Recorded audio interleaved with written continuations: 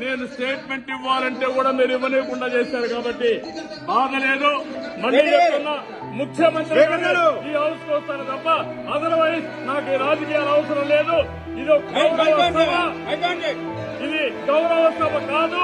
ఇలాంటి గౌరవ సభలో నేను ఉన్నానని మరొకసారి విజ్ఞప్తి చేస్తూ మీకు నమస్కారం. ప్రజలందరికీ విజ్ఞప్తి చేస్తున్నా, నా అవమానం మీరందరూ అర్థం చేసుకుని నిన్న మనసుతో ఆశీర్వించమని కోరుతూ అందరికీ నమస్కారం.